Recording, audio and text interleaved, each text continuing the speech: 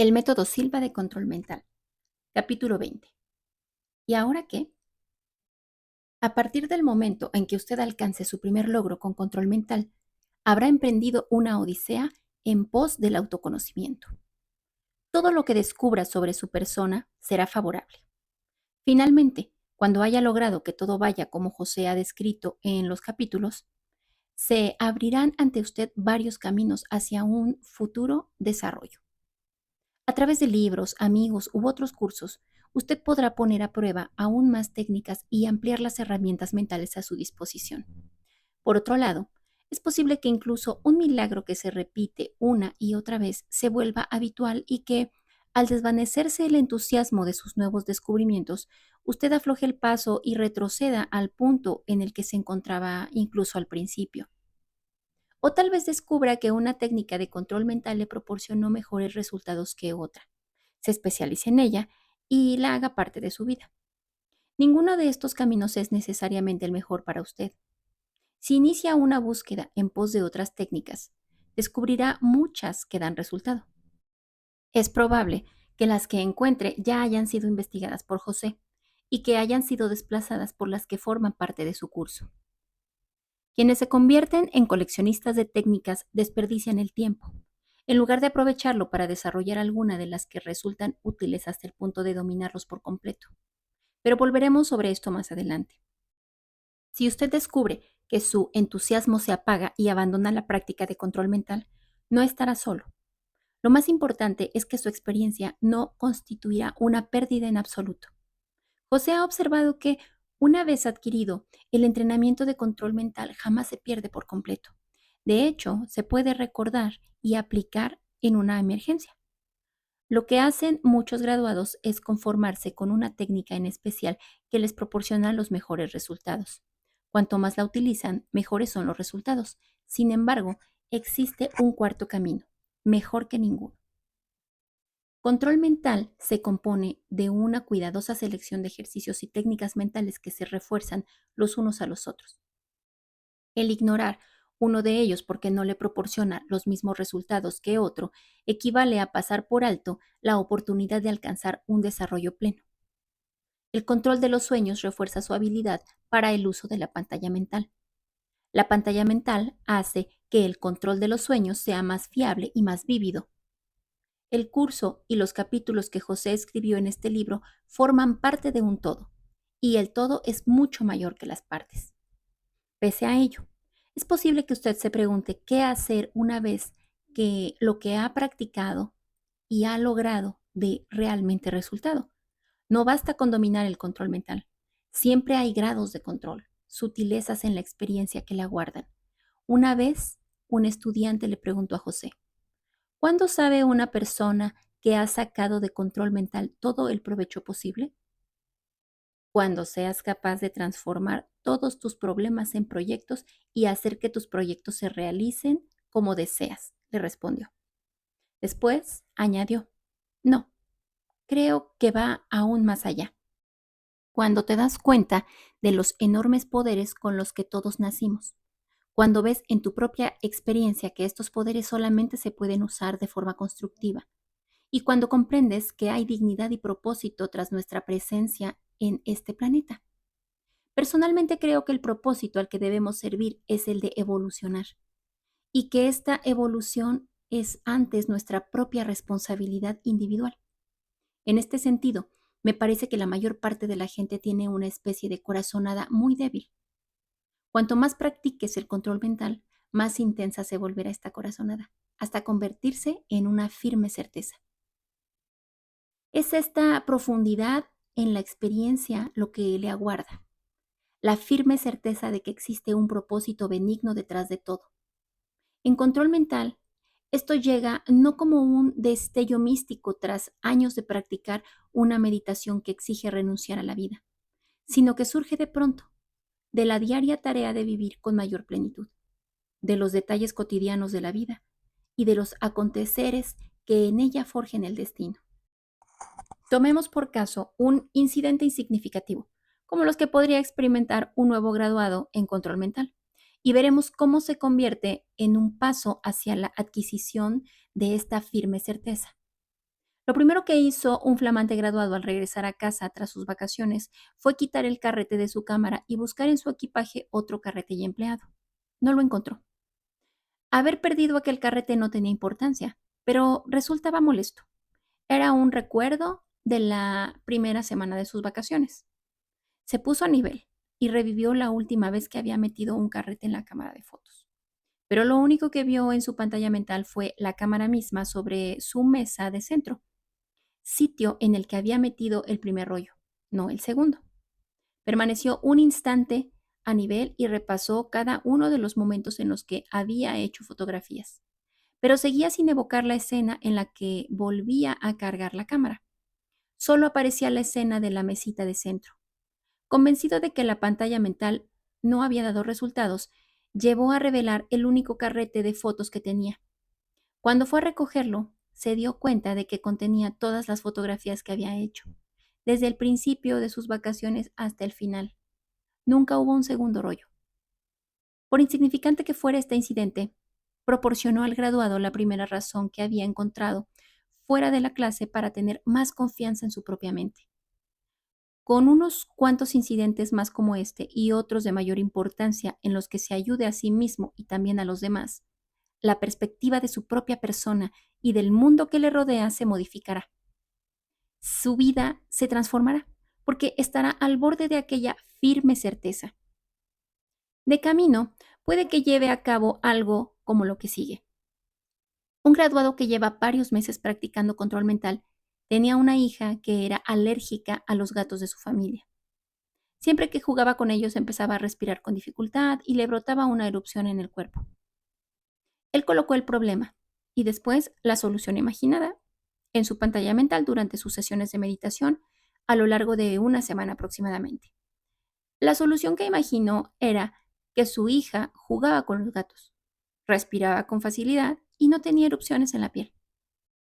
Un día vio en la vida real lo que había imaginado. Su hija dejó de ser alérgica a los gatos. En estos dos casos, tan solo se empleó la técnica de la pantalla mental, pero resultó. De modo que usted se podría preguntar, ¿para qué molestarse con las otras técnicas entonces?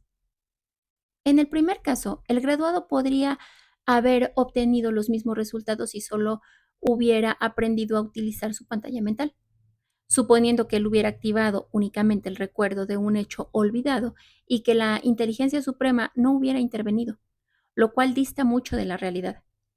No obstante, el segundo caso implicó el uso de un campo de acción más extenso en el entrenamiento de control mental. Entrada a nivel, ejercicios de visualización, proyección sensorial efectiva para la transmisión telepática de la curación, control de los sueños y experiencia. Todo ello para poder añadir el grado necesario de expectativa a su deseo y fe. Con mucha práctica, su mente empezará a tomar atajos, se volverá más sensible a las señales apenas perceptibles sobre asuntos importantes y se las transmitirá sin que usted tenga que buscarlas. Es posible que la vida de una graduada en control mental se haya salvado así. Ella se encontraba meditando una mañana, justo antes de salir hacia el trabajo, y estaba usando la pantalla mental para corregir un pequeño problema surgido en la oficina, cuando una enorme X negra bloqueó la escena que estaba tratando de crear. Después, bloqueó todas las demás escenas relacionadas con su oficina. Una corazonada demasiado intensa como para ignorarla le dijo que no se acercara a la oficina aquel día. Así que se quedó tranquilamente en casa. Más tarde, se enteró de que si hubiera ido a la oficina aquel día, habría presenciado un robo a mano armada en el que resultaron gravemente heridas varias personas. Por lo general, obtendríamos esta clase de información con la técnica de control de los sueños, pero la pantalla mental era la que ella estaba usando entonces, y ese fue el medio por el cual recibió la información. Y aún tenemos otro caso, en el cual la mente estaba entrenada de tal manera que la graduada pudo controlar una grave emergencia sin disponer del tiempo para ponerse a nivel alfa. Muchos de los acontecimientos descritos en la siguiente carta fueron corroborados por nuevos testigos. El miércoles llegué a casa después de hacer unas compras, con los brazos cargados de bolsas. Abrí la puerta mosquitera, que se cerró contra mí antes de darme tiempo de abrir la puerta de entrada. Con impaciencia, propiné un fuerte empujón a la mosquitera y vi, horrorizada, que se volvía a cerrar con rapidez. El afilado picaporte de la puerta se me clavó en el brazo, justo debajo del codo. Dejé caer las bolsas y me fui sacando lentamente el picaporte del brazo. Podía ver capas y capas de tejido a través de aquel profundo agujero. Después empezó a manar la sangre, hasta que tapó el agujero y empezó a chorrear. No tuve tiempo de desmayarme. En lugar de eso, me concentré intensamente para detener la hemorragia. Cuando se detuvo la hemorragia, me invadió una enorme sensación de alegría. Era increíble. Empecé a sentir los primeros dolores mientras lavaba y limpiaba la herida. Me senté y me puse a nivel, con la intención de descubrir si debía cancelar mi viaje a Boston para escuchar al comandante Dobson en una reunión de control mental y, en lugar de ello, ir al médico. Pero sentí el profundo impulso de dirigirme a Boston y también de poner a prueba mi convencimiento de que había aprendido a controlar el dolor. Trabajé sin cesar en mi dolor rumbo a Boston. No obstante, a lo largo de la conferencia, el dolor se volvió tan fuerte y se me entumecieron tanto los dedos que ni siquiera a nivel lo podía soportar. Me sentí culpable por no poder escuchar la conferencia y, sin embargo, al día siguiente pude repetirla casi palabra por palabra. Mientras sufría ese intenso dolor, pedía mentalmente ayuda una y otra vez. Marta debió de escuchar mi súplica, porque después de la conferencia, cuando la gente se dirigía hacia la mesa del café, ella insistió en ver mi corte. Cuando levanté el vendaje, la herida seguía completamente abierta. De alguna manera, se había desprendido un pedazo de carne al extraer la manija, y la piel que lo envolvía tenía un color negro purpúreo. Ella fue a buscar ayuda, y una vez localizado el hospital más próximo, regresó con Denise Storin. Dije que no quería ir al hospital. Quería que Dennis trabajara en la herida, de modo que nos retiráramos a un rincón tranquilo donde Dennis se puso a nivel. Cuando él empezó a trabajar en la herida, el dolor se volvió tan intenso que también yo tuve que ponerme a nivel para trabajar con él. Mientras unía el tejido desgarrado pedazo a pedazo, sus dedos parecían extraer el dolor en enormes oleadas. La herida se volvió tan sensible que sentí deseos de gritar. Traté de concentrarme para hacer que el dolor desapareciera y para enviar ayuda a Dennis y a mí misma una y otra vez, y combatí con éxito el impulso, concebido sin duda alguna a nivel beta, de decirle que se detuviera y me permitiera ir a una sala de primeros auxilios. Realmente deseaba que aquello diera resultado. Después de lo que me parecieron horas, sentí que el dolor empezaba a calmarse. Primero sentí un 10% menos de dolor, después un 15%. Cuando Dennis me preguntó cómo me sentía, aproximadamente una cuarta parte del dolor había desaparecido. Al continuar, se repararon los tejidos internos. Luego, cuando empecé a reparar las capas externas, el dolor se volvió aún más intenso. Pese a estar concentrada en la curación, era ligeramente consciente de que la gente se movía a mi alrededor, especialmente alguien que se encontraba detrás de mí y que me quitaba algo de dolor cuando más lo necesitaba. Me sentí sumamente agradecida. Después vinieron las siguientes oleadas de dolor y tuve que concentrarme mucho más para soportarlas. A continuación trabajamos en la reparación de la parte más profunda de la herida. Sentí que la gente formada en círculo alrededor de nosotros para transmitirnos fortaleza estaban ahí. Podía sentir la energía que fluía a través de mí y ya casi me levantaba de la silla. Dennis también la sentía, y con la ayuda de los demás, la curación progresó a un ritmo mucho más acelerado. Algunos de los que se encontraban en el círculo me dijeron más tarde que podían ver cómo la herida se cerraba. La hinchazón se desinflamaba. La piel pasaba de un enfermizo color púrpura a uno purpúreo. Luego adquiría un color rojo y después un rosado, hasta que por fin las dos capas exteriores se encajaron como las piezas bien cortadas de un rompecabezas. Cuando regresamos al lugar en el que había aparcado el coche, mis amigos se ofrecieron llevarme a Warwick. No querían que la herida se abriera cuando usara mi brazo para cambiar la marcha, pero yo me negué. Sabía que llegaría sana y salva a casa, y así lo hice, sin sentir el más mínimo dolor. A la mañana siguiente me desperté en excelente estado. Por cómo me notaba el brazo, tenía la sensación de haber participado en una pelea. Jamás me han golpeado, pero me imagino que así se debe de sentir uno. Sin embargo, no había dolor y mi brazo estaba en perfectas condiciones. Me sentí en la cama y observé nuestro hermoso mundo bañado por la esplendorosa luz del sol. Era como si hubiera vuelto a nacer. Como usted verá, si continúa explorando las posibilidades de su mente, obtendrá beneficios inestimables. En este sentido, el Dr. Wilfried Hahn, director de investigación de control mental, dice que cada uno de los graduados en control mental se convierte en un propio director de investigación. ¿En qué otro campo de investigación resultan tan necesarios los costosos laboratorios y los complejos equipos?, preguntó él.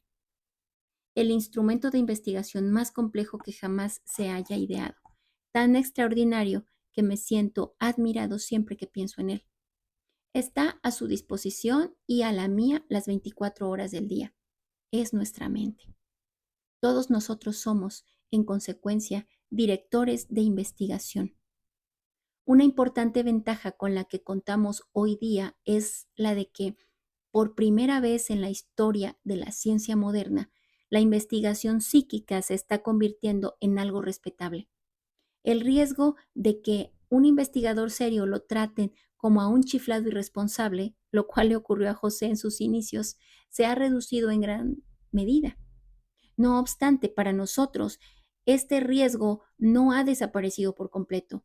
Hay médicos que están aprendiendo a usar control mental con sus pacientes, científicos industriales que utilizan el control de los sueños para hallar la pista de nuevos productos, hombres y mujeres de todas las condiciones, algunos de ellos mencionados en este libro, nos dicen: no use mi nombre.